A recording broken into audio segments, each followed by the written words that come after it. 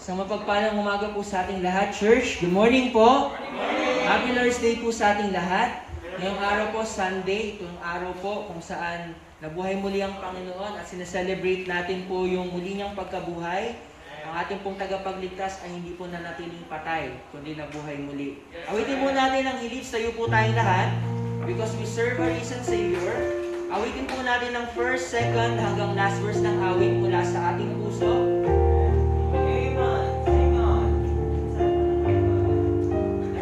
Church. Amen. Bigyan po natin yung ating best sa Panginoon. On the first verse, say, I serve a risen Savior is in the world today. I know that He is living, whatever man may say. I see His hand of mercy, I hear His voice of cheer, and just the time I need Him is always near. Chorus. He lives, Christ Jesus lives today. He walks with me and talks with me along life's narrow way. He lives, salvation to impart. You ask me how I know He lives. He lives within my heart. Amen po. Second verse. In all the world around me, I see His loving care. And though my heart grows weary, I never will despair. I know that He is leading through all the stormy paths. The day of His appearing will come at last. He lives, Christ Jesus lives today. He walks with me and talks with me along life's narrow way. He lives, salvation to impart. You ask me how I know He lives. He lives within my heart. Amen. Manatili po tayong nakatayo at tayo po ay mananalangin sa Panginoon.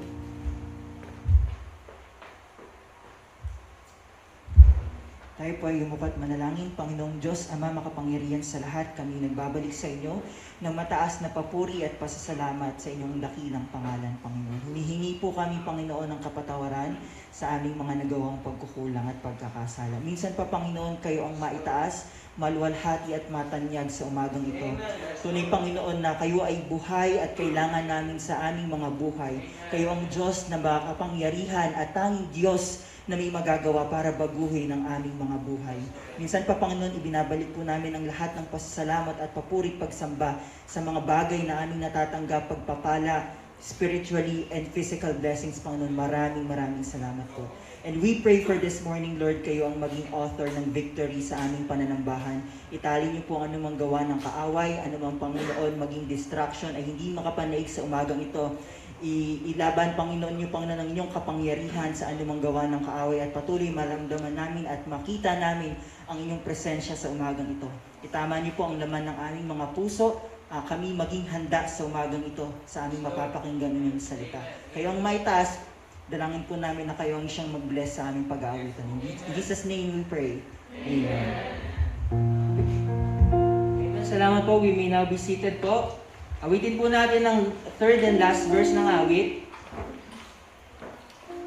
Nandiyan pa po kayo, church? Amen. Awit po tayo. Rejoice, rejoice, O Christian. On the last verse, say, Rejoice, rejoice, O Christians, lift up your voice and sing eternal hallelujahs to Jesus Christ the King, the hope of all who seek Him, the help of all who find. None other is so loving, so good and kind. He lives, Christ Jesus lives today. He walks with me and talks with me along life's narrow way. He lives,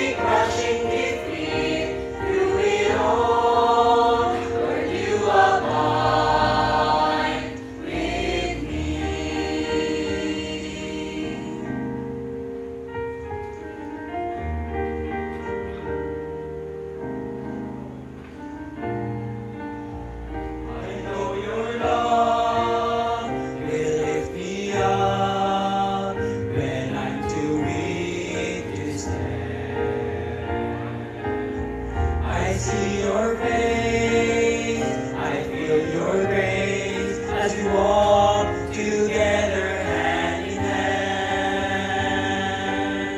Your presence glows like the early morning dawn, and it gives my soul lasting strength to carry on. Carry on.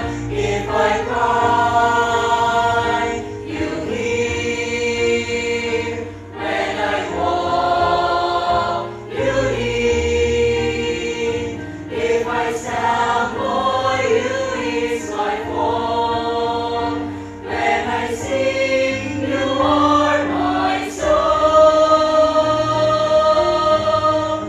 Every victory, every crushing defeat, through it all, Lord, you abide with me. If I cry, you hear. When I walk, you lead.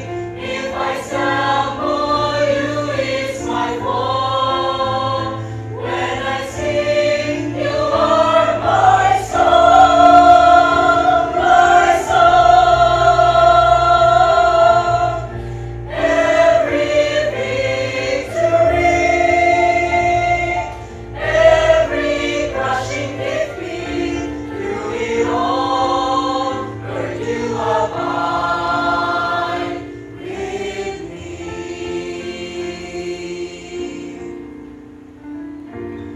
God abides in me.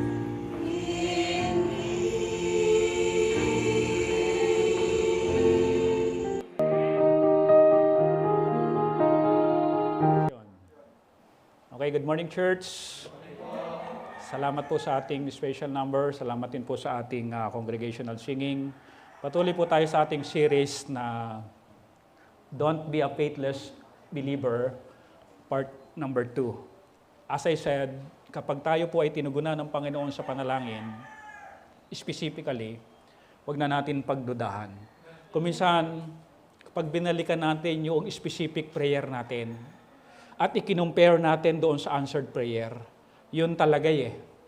Kaya kapag yung listen carefully, kapag yung specific prayer mo sa Panginoon, yung doon sa dumating, huwag mo nang pagdudahan. Bakit po ba dumadating sa pagkakataon na pinagdududahan natin? Una, katulad si Zacarias dahil sa kanyang kakayahan. Kaya siya nagduda. Another thing na magpapaduda sa atin, sa answered prayer ng Panginoon, may panggulo na dadating. Halimbawa, naghahanap ka ng trabaho, specifically, pinagpipray mo ito. Yun talaga. Kaya lang mababa ang sahod.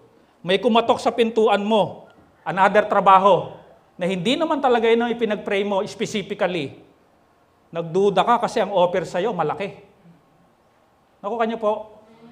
Alam niyo po ba ang katotohanan?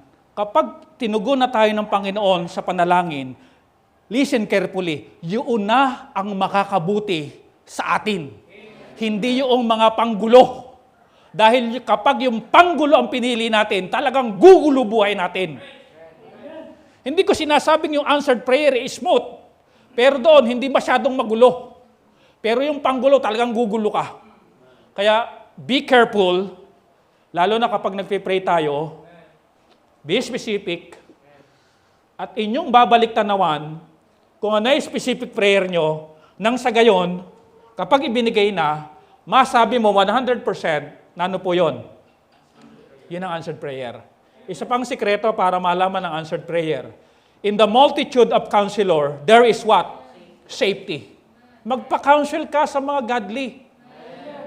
Halimbawa, Sir Junel, medyo godly to eh.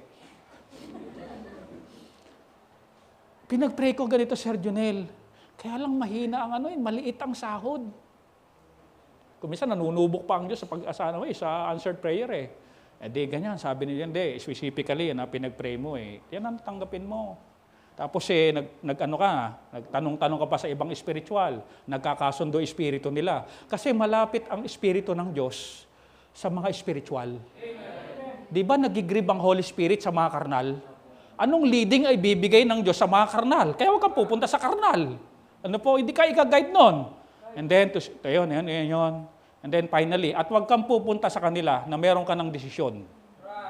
Baka humahanap ka lang ng kakampi sa desisyon mo. Kapag kumukontra, mas maigi pa ako minsan, mag-iisip-isip ka eh. Pero kung minsan, hindi na nag-iisip kapag meron ng sariling desisyon. Ano po? Dapat pag pupunta ka sa mga godly counselor, free ka pa na tumanggap ng suggestion. Amen? For you to decide. Amen? Okay. Manalangin muna tayo. Tayo po tumayo lahat. Ama naming Diyos, pakigabayan po uli kami at tulungan. Patawad po sa aming mga nagawang kasalanan. Hiling po muli namin ang banal na Espiritu. Siya po ang talagang mangaral. Gamitin mo lamang po na instrumento ang inyong lingkod. At nang sa gayon, matanggap namin, Panginoon, ito pong mga bagay na dapat naming matanggap ngayong umaga upang panglaban namin sa masalimuot na puro desisyon sa buhay na ito. Isang pagkakamali, Panginoon, kuminsan, ang haba ng aming suffering. Kaya tulungan mo kami, Panginoon, malaman ang tugon mo sa panalangin namin at kung ano ba ang mga bagay na dapat namin ipagkatiwala po sa inyo. Muli po, lilimiin po namin at bubulay-bulayin, pag-aaralan ng inyong salita, pakitulungan niyo po kami. Dahil wala po kaming magagawa, Panginoon, kung wala po kayo sa amin. Mangusap kayo sa amin, tamaan po kami kung tatamaan. Huwag po kaming iilag dahil ito po ang makakabuti po para po sa lahat sa amin. Salamat, Ama. Ito'y panalangin namin sa inyo. In Jesus' name we pray. Amen. Upo na po tayo. Don't be a faithless believer, mananampalataya, pero kuminsan kumukulang ang pananampalataya. Pinag-usapan na natin na mayroong tinatawag na saving faith, mga save tayo, and then yung serving faith. For without faith, it is impossible to please God. Kaya napaka-big deal ng usapin ng pagtitiwala. Ngayon, dako po tayo sa ating pinag-aaralan. Na-discuss natin yung faithlessness ni Zacarias, faithlessness nino pa?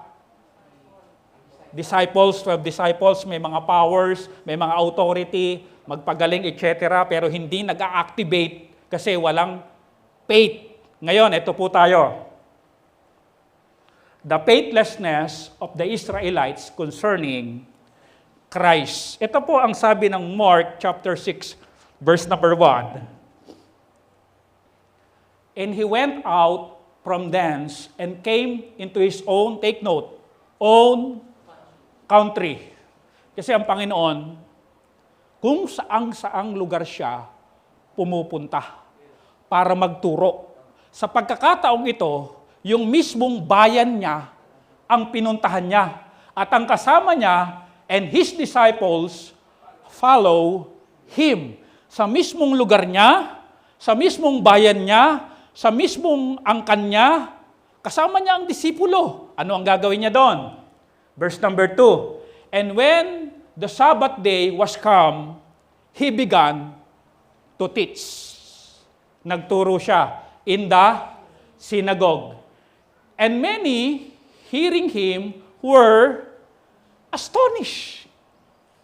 Alam niyo ba yung pagkamangha, dalawa ito eh. Isang positive at saka isang negative. This time, mamaya mapag-uusapan natin ito. Ano bang astonishment yung nangyari dito? Ano bang pagkamangha ang nangyari dito sa bayan na pinuntahan na kung saan kamag-anak o bayan ng Panginoong Kristo?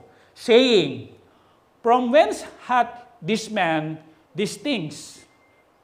And what wisdom is this which is given unto him, that even such mighty works are wrought by his hand? Parang ganito. Saan ba galing yung niyan? Yung karunungan niyan? Yung mga mighty works niyan, yung mga miracle niyan, saan ba galing yan? No? Meaning to say, ito po yan. Kino-question nila yung talino ng Panginoon. Kino-question nila yung mga mighty works na ginagawa ng Panginoon. Kino-question nila. Yun ang pagkamangha nila. Negative. Negative. Verse number 3. Is not this the carpenter? Di ba mag-aalwagi lang yan? Hindi naman nag-aaral yan sa UP Diliman . Bakit matalino? Di ba magkakarpintero lang yan? Di ba ang hawak niyan martilyo? Di ba ang hawak niyan lagari? Di ba ang hawak niyan pait? Saan galing yung katalinuhan yan? Bakit gano'n yan? At bakit gumaganyan yan? Parang gano'n no? Bakit gumaganyan yan?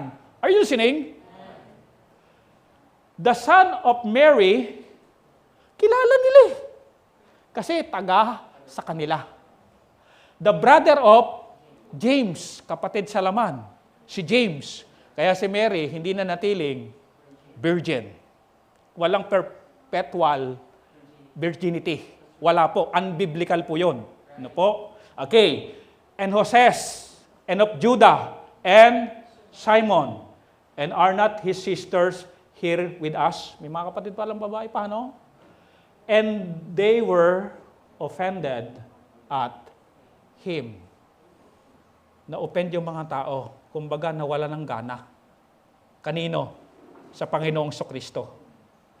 Ano ba yan? Ba't gumaganyan yan? Parang gano'n Kumbaga, sa isang term pa natin, nadismaya itong mga tao.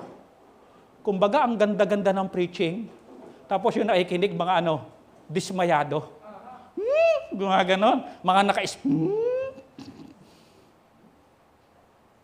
taga dyan lang sa kanto ng bliss yan Umuupa lang dun yan Tapos kung magsalita, kala mo sino? No? Okay niyo po? Nagtuturo ang Panginoon, wisdom, pero yung mga listener, hindi pala naniniwala. Hindi pala namangha pero in a negative sense. Tapos kilala pa nila, kapatid lang niyan si James, yung anak niyan si Mary, si Jose, si Judah, si Simon, yung mga sister niyan, nag-iigib lang sa balon yan kay itim, parang ganon.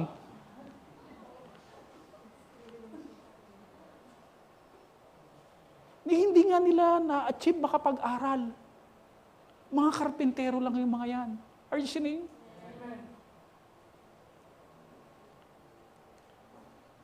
Sabi ng Panginoon, but Jesus said unto them, a prophet is not without honor, but in his own country. Tama po, nandun siya. And among his own kin, kamag-anak, tama rin, kilala siya And his own house. Do you remember Jeremiah? Propeta ng Israel. Iyak ng iyak si Jeremiah. Kaya nga siya tinaguri ang the weeping prophet kasi hindi siya pinapaniwalaan ng sarili niyang bayan. Even Elijah, kailangan pa niyang magpabagsak ng apoy para sunugin ang kanyang offering, para maniwala lang sa Diyos at siya ang propeta ng Diyos. Ganong katitindi pang himala ang kailanganin para yung mga tao, ang mga Israelita, maniwala. Even, kasi ang mga Israelita, naniniwala sila at paniniwalaan nila isang bagay kapag merong signs at saka wonders. Naghahanap sila ng tanda. At paghala sila nakikita, hindi sila naniniwala. Totoo po ang sabi ng Panginoon. Walang propeta na pinaniwalaan niya sa sarili niyang bayan. Hindi ko po sinasabing kayo po ito, pero ito po yung nangyayari. Whether you like it or not. Ang nakakalungkot po ganito, yung ibang pastor pinapaniwalaan, pero pastor niya hindi pinapaniwalaan. Kung sa Panginoon nangyari ito, paano pa sa mga pastor? Hangang-hanga sa ibang mga pastor. Pero pag nag-preach ang pastor niya, matinding komentaryo at nire-outline pa yung preaching ng pastor niya. Akala mo nagno-notes pero ikinokorek pala yung mga grammar. Tapos nililista kung ilan yung are you with me? Amen?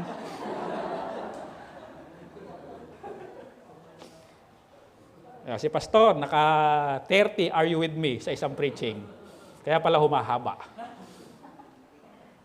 Kung sa Panginoon, na Diyos na nagkatawang tao, naranasan ito, ano pa kaya ang mga lingkod ng Diyos ngayon? Lalo, wala namang kaming mga degree o yung mga background. Isang sampid na taga-Sibol. Are you with me? Are you with me?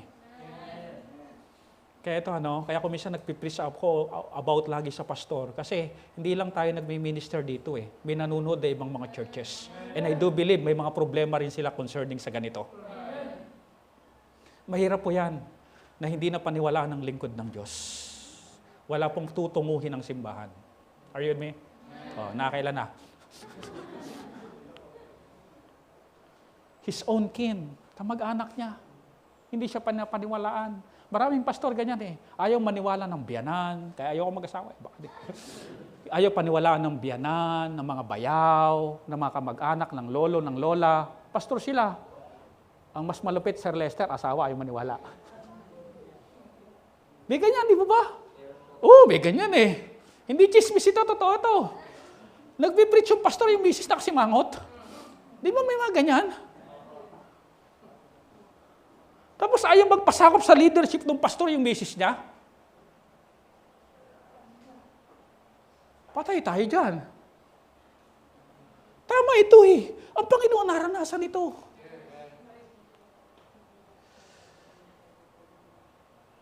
Kapag yan ay binigay ng likod ng Diyos, yun na yun. Amen?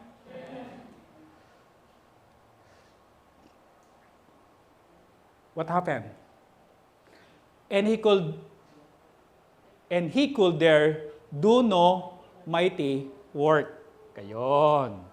Hindi tuloy gumawa ang Panginoon sa kanila ng mighty work, save that He laid His hand upon a few.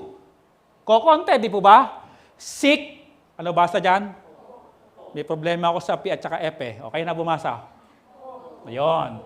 And healed them.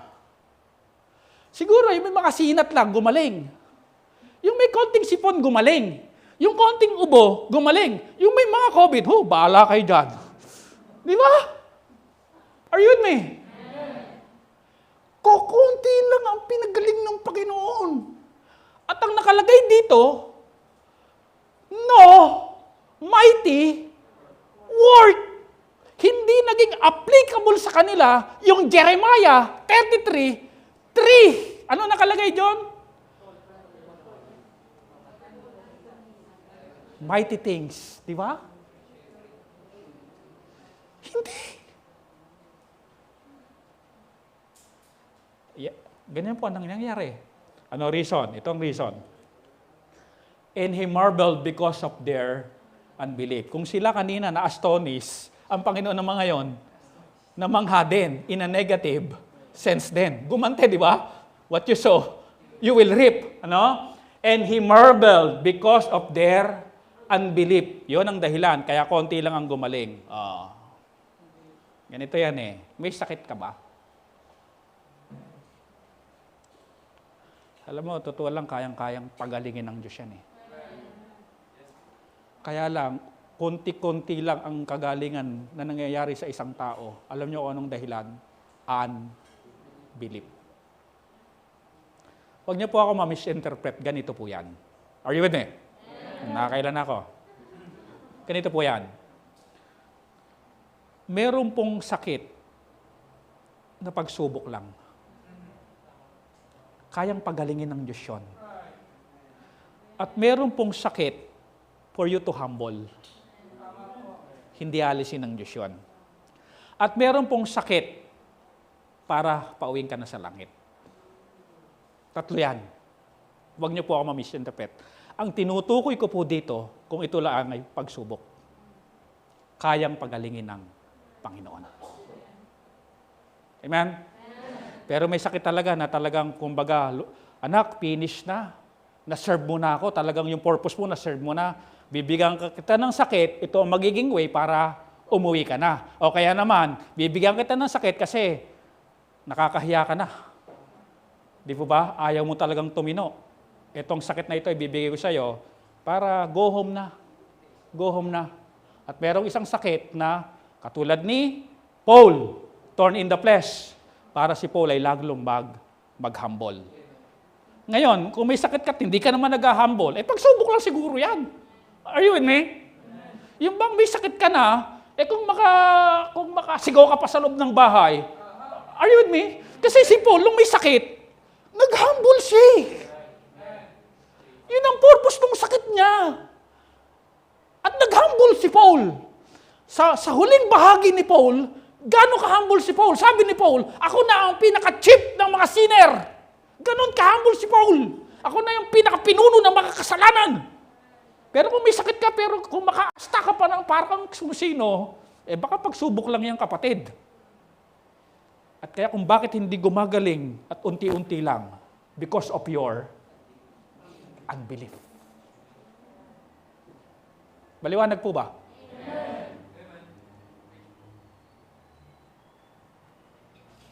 Sabi ko po sa inyo panalangin natin to tamaan ang dapat tamaan. Hindi tayo titino dito kapag walang Word of God.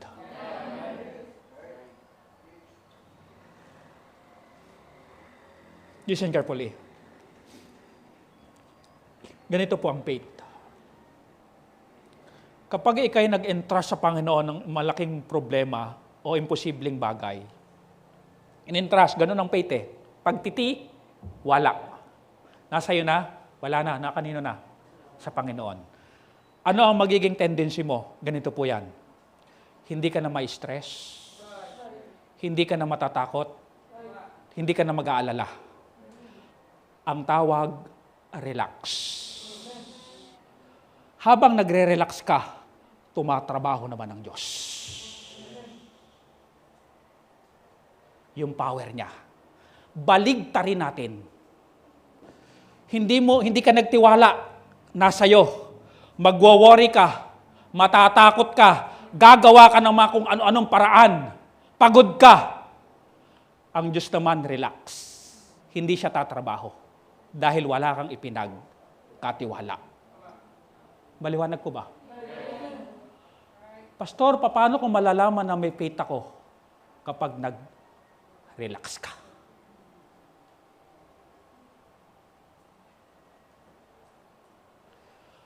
Tumatrabaho ang makapangyarihang Diyos dahil ibinigay mo sa Kanya ang problema.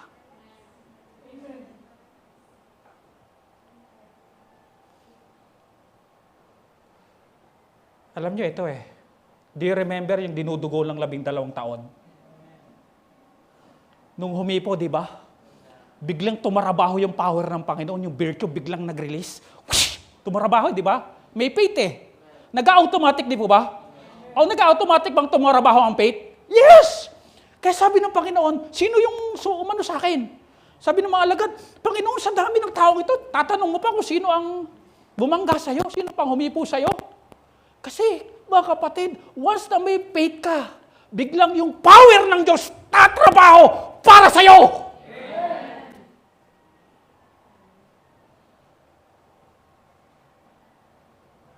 Umamin na lang yung babae. Panginoon, ako po. Sorry. Pero gumaling na. Gumaling na.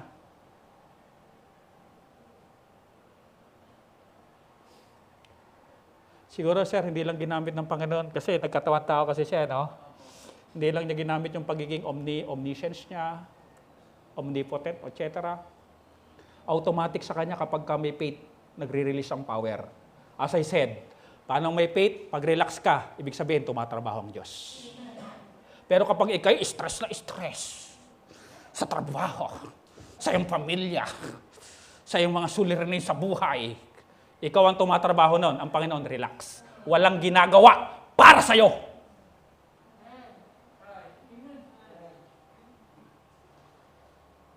Church, yun po ang faith.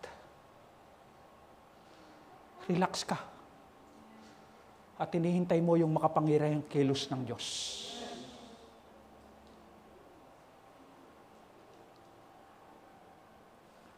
Nangyari sa kanila, unbelief Konti lang ang kagalingan na naramdaman nila.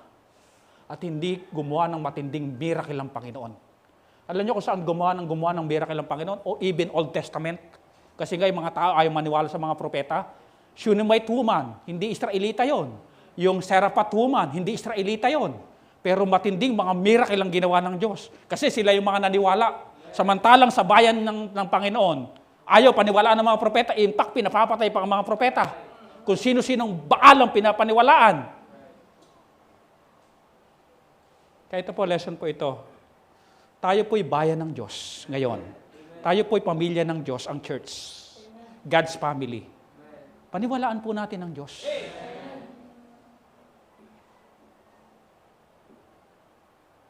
Number 2. The faithlessness of Apostle Thomas. Naku, obvious na to. Ba't pa nasama pa dito to? Hindi, kasama talaga to. Concerning Christ's teaching. As I said, gagamit ulit tayo ng harmony of the gospel. Luke muna tayo. Luke 24:44. And he said unto them, These are the words which I spake unto you while I was yet with you. Habang buhay pa ako, hanggang kasama niyo po ako, may tuturo ako sa inyo, may sasabihin ako sa inyo, that all things must be fulfilled. Na dapat lahat ng prophecy concerning sa akin, ma-fulfilled, which were written in the law of Moses, in isa-isa pa ng Panginoon ng mga book, in the prophets, and in the Psalms concerning me. Lahat ng concerning sa akin, lahat ng patungkol sa akin, lahat ng prophecy na naka-address sa akin, na ako ang tinutukoy, lahat ng ito, kailangang ma-fulfilled. At itinuturo ko ito sa inyo ngayon pa lang. Then, hindi lang itinuro, Sir Lester, then often, their understanding. Yung mga apostol, binuksan ng kaunawaan. That they might understand the Scripture. In-enlighten, para maintindihan yung mga prophecy patungkol kay Kristo. And said unto them, Thus it is written. Bago ituro, in-enlighten muna, di ba, sir? Hindi sabay eh. Binuksan muna ang mga understanding bago ituro. Okay. And thus it behoved Christ to suffer. Magsasuffer talaga itong Kristong ito. And to rise from the dead, the third. Naunawaan kaya nila? Binuksan ng pangunawa eh. Tatay Celso, unawang-unawa ng mga alagad. Binuksan yung pangunawa eh. Nasabi ng Panginoon, ako ay magsasuffer itong Kristong ito. At sa ikatlong araw, mabubuhay na na muli, maliwanag na maliwanag yan sa sikat ng araw, unawang-unawa niyong lahat yan. Mabubuhay na muli ako. Kumisa ng preaching natin, pag Sunday, napakalinaw eh, no?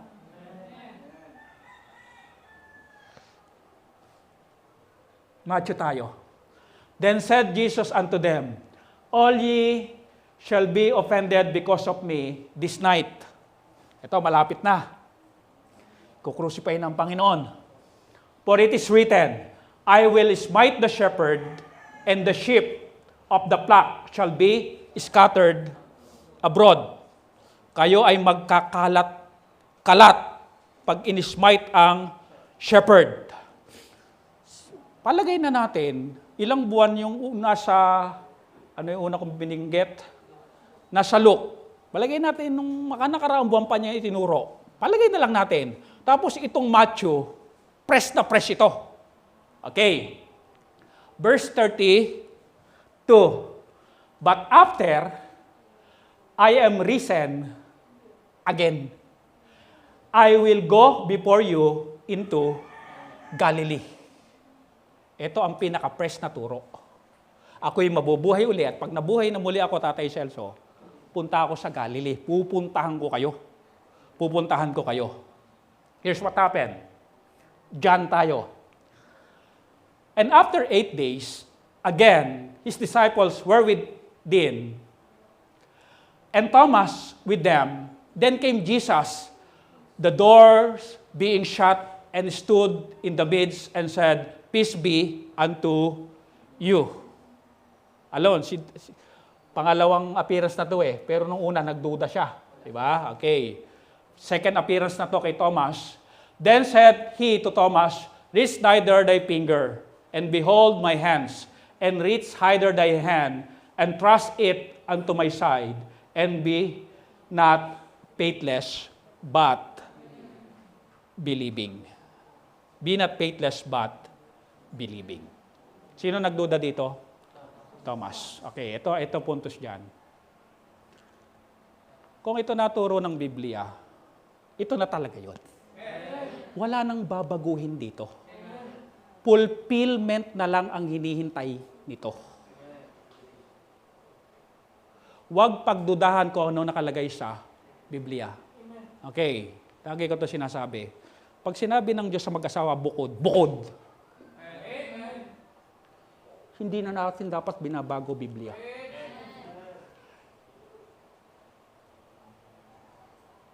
Nakalagay na yun dito eh. Nakaturo na yun dito. Kung ano turo ng Biblia, yun na yun!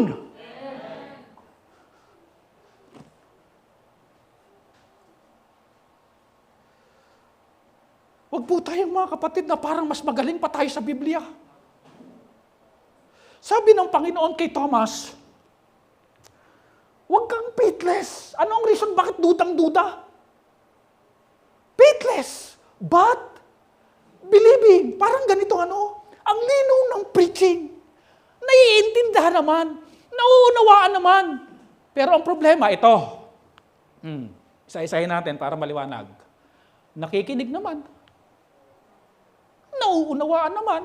Pero ang problema, ngunit ayaw, paniwalaan. Ano yung pinaniwalaan? Hindi mo yan susundin.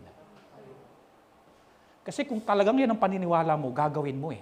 Kung yan ang faith mo, ano man ang mangyari, yan talaga gagawin mo. Amen?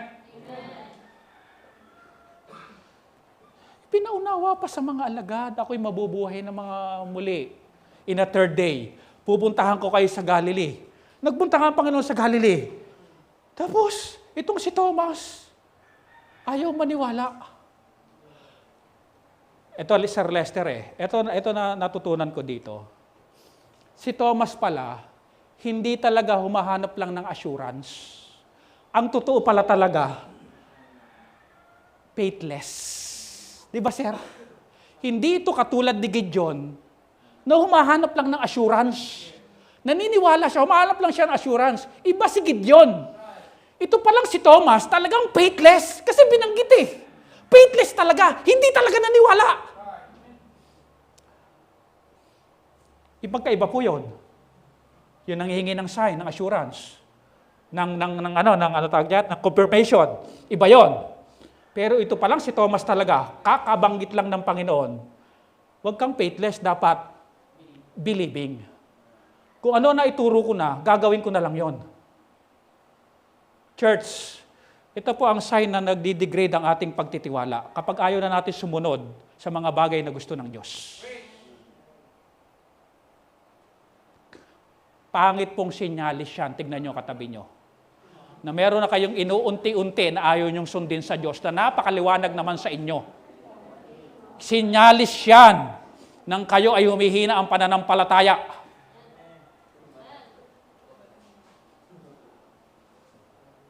O, tithes and offering. Nakalagay na yan sa Bible.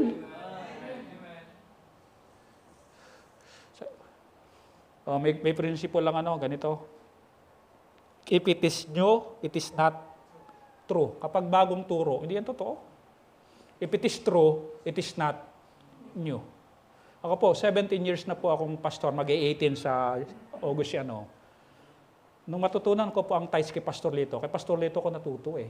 Ang daming magbigay ng offering ni Pastor Lito. Ako'y manghang-mangha kay Pastor Lito. Talagang siya ang nagturo sa akin sa gibig. Ang mahal kong Pastor Lito. No? Patuloy siyang pagpalain ng magandang kalusugan, ng mga vision. Doon matuto ako sa kanya. Mula noon hanggang ngayon. Okay naman. Cute pa naman hanggang ngayon. Wala naman nagbago. Hindi naman naghirap. Lalo ang pinagpala eh. Di ba yung Hindi ko nga makita oras eh. Silaw na silaw.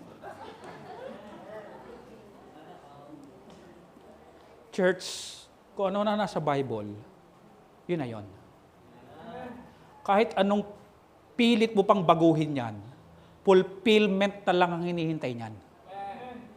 Sabi, bubuksan ko ang durungawan ng langit. Nangyari po yan sa akin. Talagang, naalala niyo po, nung lumipat ako sa bahay ko doon, isang kahon lang ang bit-bit ko. Gabi pa kami pumunta ni Jaime nakabisikleta para hindi kami makilalang Kunyari magbubuti lang, may deliver kila Tata Bastian. Totoo yan kami ni Jaime yun eh. Kasama ka ba nun, Jonathan? O si Jonathan, siya yung tagatulak, kaming dalawa sa puwitan. No? Akal, bote! Pero ngayon, ayoko na maglipat. Mahirap na. Kasi fulfillment na lang ang hinihintay ng nakasulat sa Biblia. You need to trust God lang at mag-obey. Lahat ng yan mapupulfill sa'yo. Di ba yung nakalagay sa Bible kanina? Sasabihin ko sa inyo yung prophecy kay Moses. Sasabihin ko sa inyo yung prophecy doon sa prophets. Sasabihin ko sa inyo yung sa Psalms. Mapupulfill lahat yan sa akin. How many prophecy ang napulpil kay Christ? Lahat. Yung second coming na lang at saka rapture ang hindi pa. Even first fruit, fulfillment na lang ang hinihintay niyan. O, pansinin nyo, nung mag-first fruit tayo, grabe yung mga bahay nyo. Kapag nasa ganyan na kayong posisyon, huwag na kayong maglaylo. Pagsubok lang yun. Ano lang yun? Yung many are the affliction of the righteous. Affliction lang yun. Huwag kagad sumusurrender. Kapag sa Panginoon at kalooban ng Diyos ang pinagpasyahan nyo, panindigan nyo na. Hindi yung parang palitaw, lulubog lilitaw. Kapag may blessing, masyado maglingkod. Kapag may mga affliction na, nagsisipag-ayawan na. Ayawan na, di na masaya. Hindi ganun. Wala tayong matututunan ko, puro pagpapala lang. Dapat may mga konting hirap din talaga. Kaya nga may affliction para hindi tayo yumabang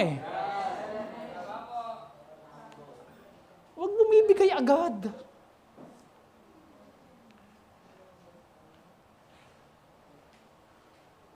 Nakikinig naman. Nauunawaan na nga, nagdo-notes pa nga Tapos kakamayan ka pa, Pastor, nabibless mo ako sa preaching. Bless na bless mo ako. Tapos, God bless you, Lord. Ngunit ayaw. Paniwalaan. Kung naniniwala ka talaga, gagawin mo yan Tingnan mo yung isa sa Facebook, yung paniwalang gwapo siya, di ba? Pinangangatawanan niya, di ba? Yun ang paniniwala niya, di ba? Kaya yung forma niya, gano'n, no? Daw magbalik loob.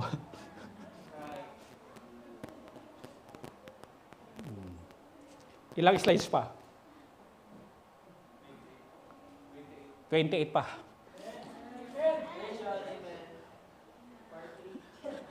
Or 3. Nangayaw. Nangayaw. Gaya gagawa ni Joel nun Dami ng slides sa Sunday School. Hindi, salamat po sa Panginoon. Gusto lang tayong turuan. Why faith ang tinuturo ng Diyos ngayon sa atin? Kailangan natin ng malaking pananampalataya sa bagong promise lang natin. Kailangan natin ng malaking pananampalataya. Kaya hinahanda tayo ngayon ng Panginoong Diyos dito pa lang, bago tayo umarangkada ron. Okay. Okay na po ba? Kapag may faith ka, relax ka lang. Kapag relax ka, Diyos ang tumatrabaho. Pero habang tumatrabaho ka, ipinipilit mo yung gusto mo, ang Diyos relax. Sige, tignan ko lang kung kaya mo. Sige nga. Are you with me? Nothing impossible with God. Okay. Dito tayo. What faith can do to you? Bakit gaano ba kahalaga ang pananampalataya sa atin? Una, faith can make you offer more excellent offerings. Sa pamamagitan ng faith, kaya nagiging madamot ang tao, kaya nagiging kuripot ang tao, kaya nagiging makunat ang tao, kaya maraming katwiran kaya ayaw magbigay sa church, sa gawain ng Panginoon. Kasi walang faith yan. Yun ang totoo doon. Huwag na tayo magbulahan dito. Yun ang totoo doon. Okay. Biblical po ito Ito po ay hindi bola. Ito po. By faith. May faith? Merong faith. Abel offered unto God a more excellent sacrifice than Cain, by which he obtained witness that he was righteous, God testifying of his gifts, and by it is being dead. Yet, patay na, pero nagsasalita pa. O hanggang ngayon nga nababanggit natin siya. Testimony. Listen carefully. Hindi po dyan nakalagay, nag-offer si Cain, good sacrifice. Hindi po, di ba? hindi rin nakalagay dyan na si Abel nag-offer ng very good sacrifice. At hindi rin nakalagay dyan na si Abel ay nag-offer ng excellent sacrifice. Ang nakalagay dyan, more excellent sacrifice. Ang may faith na Kristiyano, when we talk about giving, offering sa Panginoon, matindi, todo bigay. Do you remember yung balo? Yun lang ang pera? Yun ang kabuhayan niya? Offer. Yun ang faith. Kapag may faith, madaling kausap. Sir Jonel, sagot mo bakod ng church. Ay, okay lang, pastor. Amen. Praise God. Ako po napili nyo. Ganon ang reaksyon. Amen? Lumelda, sagot mo yung yero. Yung long span ng church. Pastor, baka meron pa akong pwedeng sagutin pa bukod doon. Ganon di po ba? Pag sinabing more excellent, matindi to. Tatay Celso, baka pwede niyo pong sagutin yung bus ng church. Yung pong may distancing. Pastor, mga ilan po ba? Kayo lang po ang driver. Len, baka sagot mo na yung chandelier. Pastor, sino naman ang tutugtog?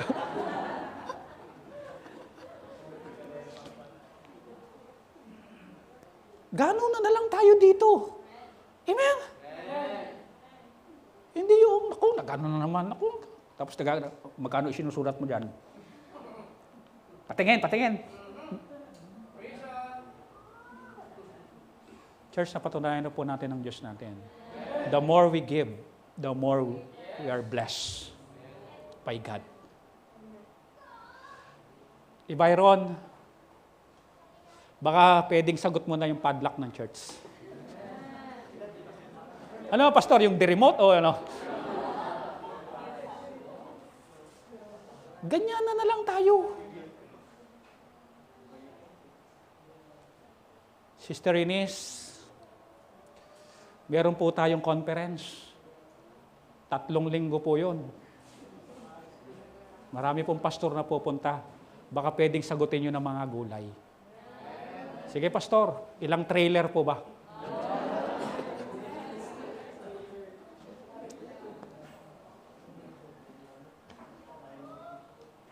Gano'n na lang po tayo dito. Kapag merong faith. Yun po ang kayang gawin ng faith. Yun po ang kayang gawin ng faith. More excellent sacrifice by faith. Meron pong isang istorya kay David tayo. Si David, dinapuan ng pride. Binilang ang mga Israelita. Pinamili siya ng Diyos kung anong salot ang papadala. May napili siya. At pinadala ng Diyos ng salot. Galit ang Diyos Hambog ka binilang-bilang mo pa Parang ganito yung mga kawal namin, ganito yung mga elite group namin. Yumabang si David. Kaya pinalo kagad ng Diyos. Okay. 2 Samuel 24 verse 18. And God, po yung nakalagay, hindi po yung Diyos natin And God came that day to David. Pinapunta ang Diyos. And said unto him, Go up, rear an altar unto the Lord in the threshing floor of Araunah, the Jebusite. Mag-offer ka sa Panginoon doon sa threshing floor ni Araunah. Ganda na pangalan, Araunah. Punta ka doon. Doon ka mag-offer. And David, according to the saying of God, went up as the Lord commanded. Sunod naman si David. Kasi gusto ni David mapawi na yung salot At para mapawi ang salot, yung galit ng Diyos, kailangan niya mag-offer. You see the importance of offering. Kapag may atraso ka sa Diyos, meron talaga may tinatawag na peace offering Ganyan kahalaga sa Diyos ang offering. Biro mo salot ang patitigilin nitong offering na to Baka kung minsan yung bahay natin, puro salot, di tayo nag-o-offer talaga. Tingnan nyo katabi nyo, titigan nyo ng matindi. Baka puro malas ang pumapasok sa pintuan natin. Pagamat di tayo naniwala sa malas.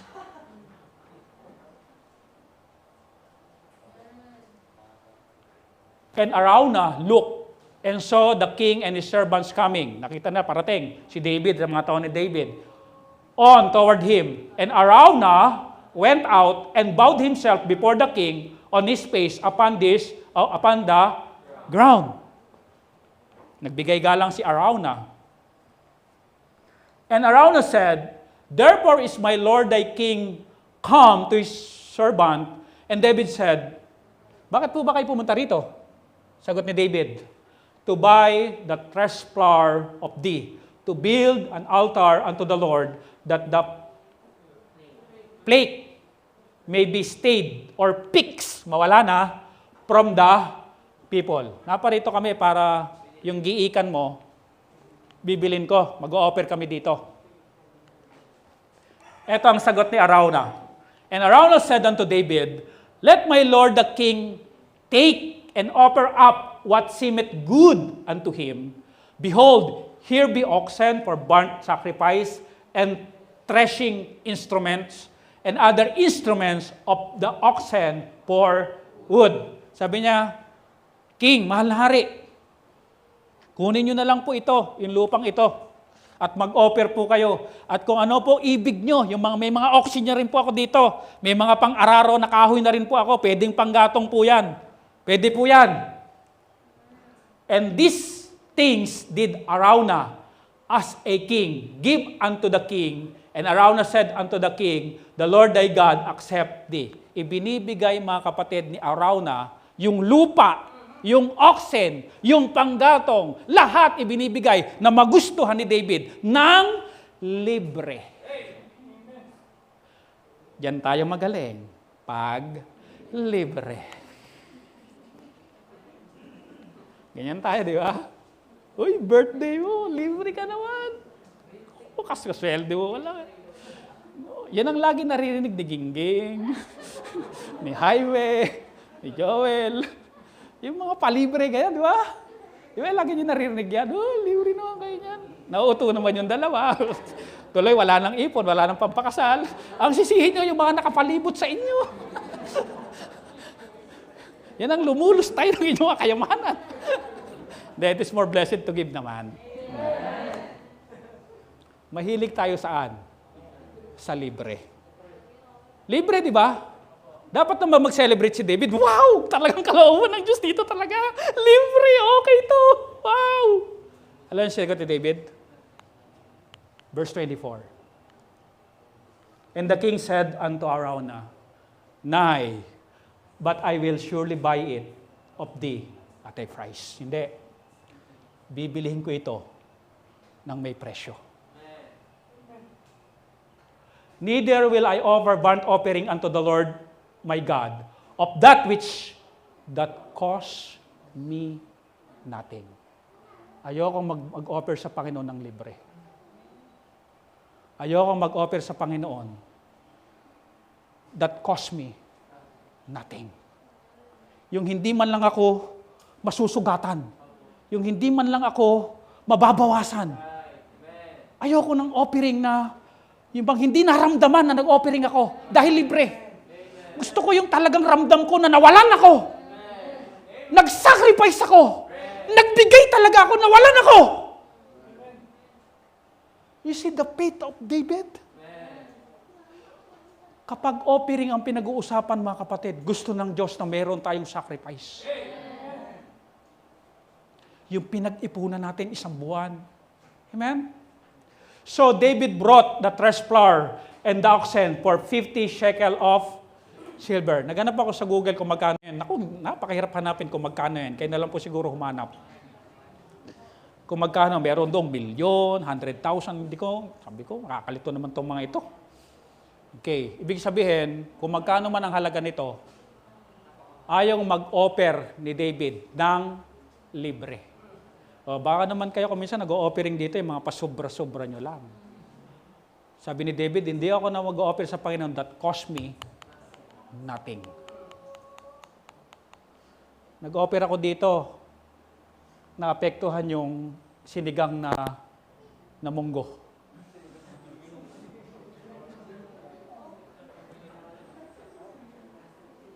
Kaya hindi na ako magsisigang ng munggo. Di ba sinisigang din ng munggo? Nalagyan ng ano yan ng mga bulaklak ng ano, di ba? Sampalok. Kayo eh. Kayong millennial, di nyo kasi alam yan eh. Dahil dyan, hindi na ako magsisigang ng munggo. Di ba? Alugbati na lang. Sacrifice yun, di ba? Ganun po yun. Okay. Ano nangyari? 25. And David built there an altar unto the Lord, and offered burnt offerings and peace offerings. So the Lord was entreated for the land, and the plague was fixed or stayed from Israel. You see, ang nakakapawi lang talaga, nung nakapawi sa plague na dumating sa kanila, offering ni David. Gaano kahalaga ang offering? Napakalaking halaga. Napakahalaga. Kuminsan kung bakit para talagang puro kabusitan na lang, puro kamalasan na lang sa bahay natin. Baka ang problema talaga natin dito eh. Yung plague ng Panginoon, umiikot lang doon. Nag-i-stay sa inyo, ayaw lumabas-labas. Yung malas. Paikot-ikot lang sa loob ng bahay. Pero alam niyo church, eto makinig kayong maigi. Kapag buong puso kayo nag-offer sa Panginoon, lumuluwag ang kalooban natin eh. Pero alam mong dinaya mo ang Diyos, ang bigat ng kalooban mo, umuwi kang, alam mo, nandaya ka. Nagsinungaling ka sa Diyos. Kaya yung bigat, uwi mo pa rin. Kaya yung bigat, dahil mabigat ka, apektado ang buong bahay. Ang buong bahay, mabigat. Yan po yan eh. Yan po nagkakaroon ng offering, nagkakaroon ng peace offering, nagkakaroon ng kaaliwasan, na-stop yung sakuna, yung malas. Hindi tayo naniwala dyan, pero may stop talaga yon. Mawala yun. Lumibot ka sa bahay ng Kristiyanong giver. Iba atmosphere. Pero lumibot ka sa bahay ng mga Kristiyanong hindi nag-o-offering, masalimuot. Sabihin na natin nabibili niya, gusto niya. Pero hindi naman yun na nabibigay ng magandang atmosphere sa loob ng bahay. Hindi yun na nakapagbibigay ng katahimikan. Kahit bumili ka ng pinakamahal na cellphone, ilapag mong ganyan. Wala yung kapangyarihan, biglang papayapa ang buong bahay. Walang ganon. Only God ang kayang gumawa nun para sa atin. Kasi ganito pag nag-offer ka, nalugod ang Diyos sa'yo, hihipan ng Diyos bahay mo, malamig na hangin para pumayapa ang buong bahay.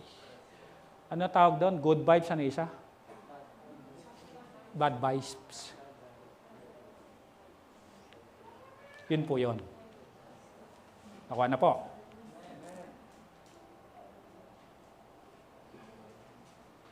Pag po talaga, halimbawa may atraso pa ako sa missionary, merong parang wala pang fulfillment na naranasan ako. Halimbawa, may atraso pa ako sa'yo, halimbawa. Merong guilt feeling, yung bang, hindi ka ba kontento?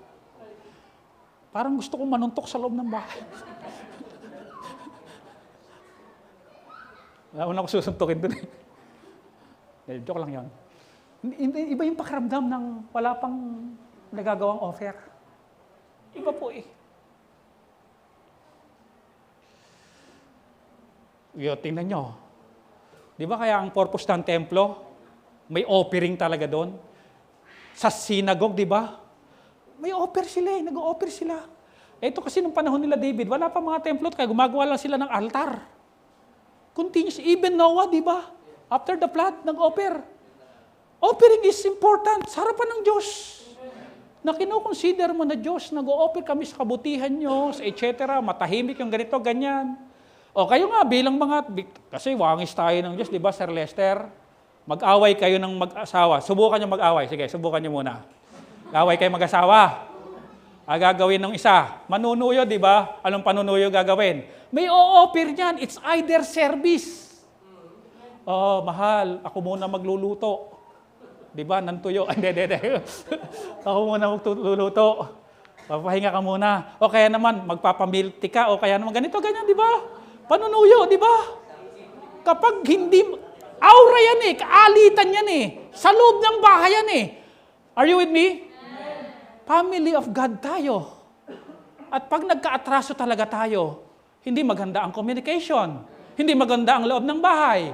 At para matapos yon at magwakasyon, you need to offer peace offering. O, gagawa ng move. Si lalaki, o kaya naman si babae. Kung si babae nagkasala, ipamamalansya, ipagluluto ng breakfast, lahat aasikasuhin, ipamamalansya, para lang mabalik uli yung magandang atmosphere ng loob ng bahay. Ano ang naging dahilan para bumalik at umamo ang bawat isa? Offering.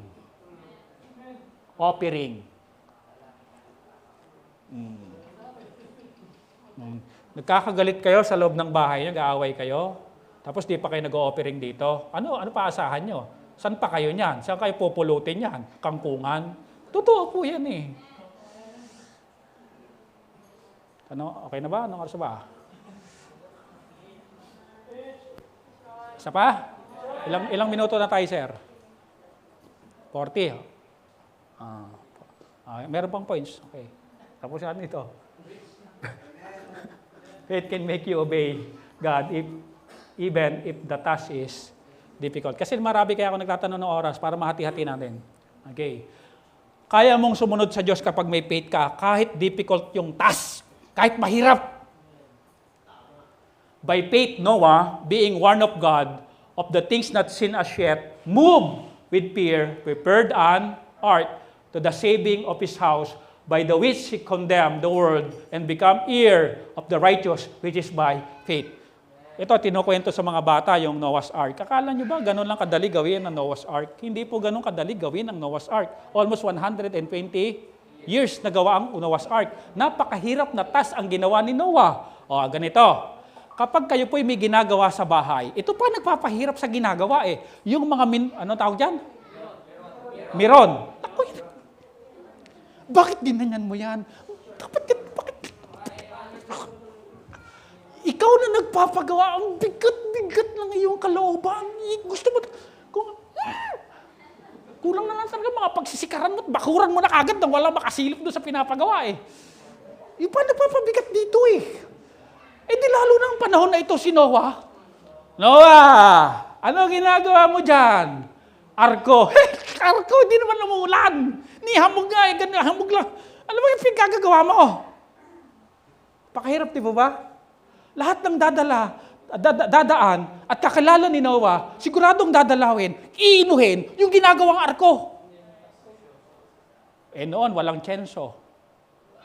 Sayo, akin. Sayo, akin. Sayo, akin. Ganun ang lagarian noon. Tapos noon, yung palakol, yung kung ano lang, titis-tisin mo pa yon. Papahatak sa mga oxen. Napakahirap. Wala pang pako noon. Kailangan mong umarkila ng mga anay para butasin yung lagay ng ano. Uupahan mo yung mga ano, yung mga anay. Ito muna tirahin nyo. Kasi ipapako yun eh. Mahirap ito. Pero sabi ng Genesis, sa Genesis walang by faith eh. Hebrew na lang ang nag-discuss na by faith ginawa ni Noah yon. Pero sa Genesis, thus did Noah according to what? All that God commanded him.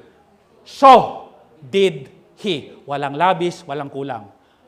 Hindi po engineer si Noah. Pero natutong mag-engineer for 120 years. Pag yun ba naman lagi ginagawa mo, Sir Jonathan, eh, pag hindi, naging biyasa ka eh. Yung sukat, sakto. Yung forma, sakto. Tapos meron pang specific na kahoy, akasya yata yung pinakuha ng Panginoon, di ba? Copper wood. Pati yun, pipiliin mo pa, hindi, akasya lang ito, dapat copper wood. Di ba? Hirap. Pero dahil may faith, kahit mahirap ang task, ginawa. Makinig ba, Ige? May utos ang Diyos. Pero pag tinignan mo talaga bilang tao, mahirap. Pero pag gawin mo by faith, kaya nga nagbigay ang Diyos ng faith para may pagkilos ang Diyos habang ginagawa mo. Okay. And it came to pass that as the people pressed upon him to hear the word of God, ito ang Panginoon na ito, tao nakikinig. Nandiyan pa ba kayo? Okay pa ba sa inyo? Okay. Ang mga tao gusto makinig ng word of God. He stood by the lake of Gennesaret and saw 2 sheep standing by the lake, but the fishermen were gone out of them and were washing their net. Merong 2 sheep, yung mga fishermen naghuhugas na ng net habang nagtuturo ang Panginoon. And he entered into one of the sheep, which was Simon's, and prayed him that he would thrust out a little from the land. And he sat down and taught the people out of the sheep. Nakikita niyo po ba yung pormahan nito? 2 bangka, kinuha niya ang Panginoon yung isa, pag-aari nino isa, Simon Peter. At sabi ng Panginoon kay Simon Peter, asugbo ng konti para may distancing. Ano, may distancing na, di ba? Para safe tayo lahat-lahat. At nagtuturo ang Panginoon. Nakikita niyo yung forma? Nandun ang Panginoon, nandito yung mga tao. Kasi nagigit-gitan kayo. After magturo ng Panginoon, now when he had left speaking, he said unto Simon, launch out into the deep. Let down your nets for a drought, para manghuli ka. Masug ka doon. Manghuli ka doon sa malalim.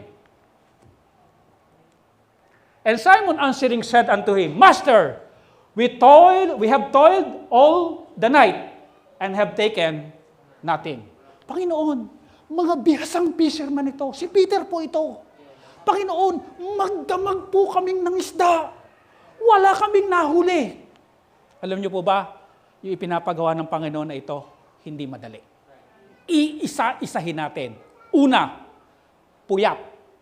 Magdamag Pangalawa, pagod. Pangatlo, baka wala pang kain ito. Pang-apat, stress. Bakit? Walang huli. Discourage. Pero listen carefully. 4, kaya mahirap ang utos ng Panginoon. But listen carefully.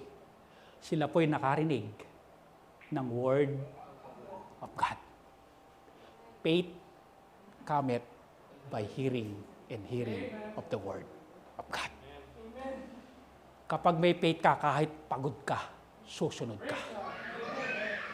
Kapag may faith ka, kahit may suliranin ka, stress ka, distress ka, kapag may faith ka, susunod ka sa Panginoon. Ano sabi ni Peter? Nevertheless, at thy word, I will let down the net.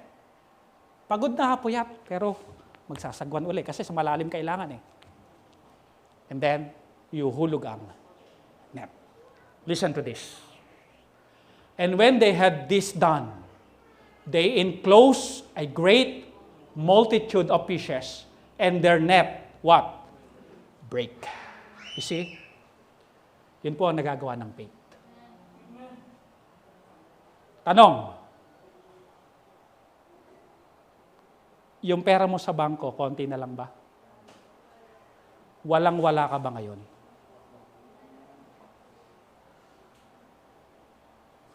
Kayang punuin ng Diyos yan. We need faith. Napakahalaga ng faith. Kapag may faith ka, sabi siguro ng Panginoon, kayong mga isda, lapit kayo sa net ni unahan. Unahan. Ang unang makapunta may premyo. Pag-aari ng Diyos yun Alam nyo ba, umaga na to, ang fisherman hindi nanguhuli ng umaga. Kaya itaboy ng Diyos ang mga pagpapala sa bahay mo, sa net mo, sa bank account mo, sa kartumineda mo. Amen? Kayang itaboy ng Diyos kapag merong faith.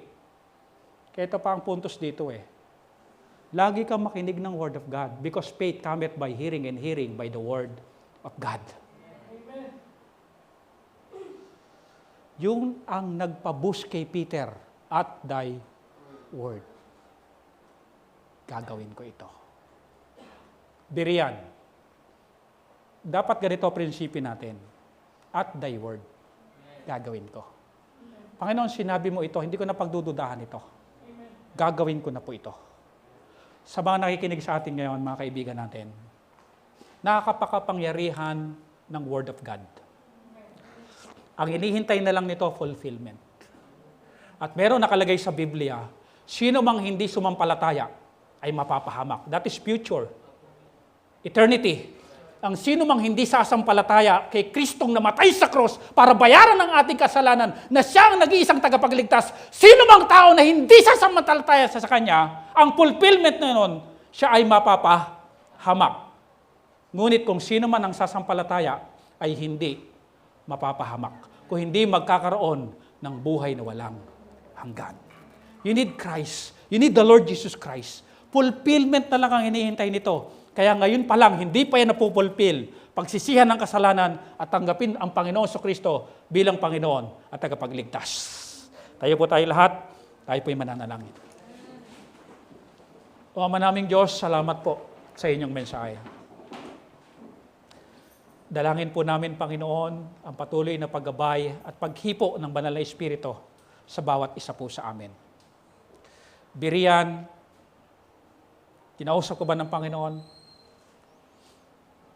Kung ano nakalagay sa Bible, at thy word na lang dapat ang principle natin. Dahil sinabi niyo, Panginoon, gagawin lang po namin. Hindi kami magdududa. Hindi namin pagigit-gitan yung comfort zone namin. Si Peter, pagod na yon, stress na yon, walang huli yon, wala. Pero dahil nakinig ng salita ng Diyos, nagkaroon uli ng lakas ng katawan para magsagwan, para sundin ang kalooban ng Diyos. Yun pa ang nagagawa ng faith. Marirevive ka. May stress. Marirevive, marirefresh ka. At susunod ka. Habang tayo pinananalangin, saang bahagi ng mensahe kinausap ka ng Panginoon? Hindi po tayo pwede sa Panginoon. Dahil fulfillment na lang ng Word of God ang hinihintay. Kaya kung gusto mo ang mapulfill sa'yo ay pagpapala. Because we are entitled sa blessing. Gawin natin kung ano yung sinabi ng Panginoon. Sumunod tayo. Come on, you kneel down. Talk to God. Talk to God.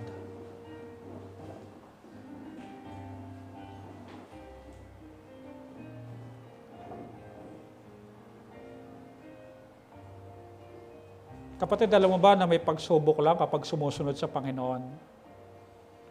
Pero huwag kang patalo sa pagsubok. Kung ano yung nasa Word of God, panindigan. Kasi yun ang makakabuti sa atin. Kung ano yung sinabi, kung naliwanagan na tayo dyan, narinig na natin yan, trust God. Just relax. Let God move.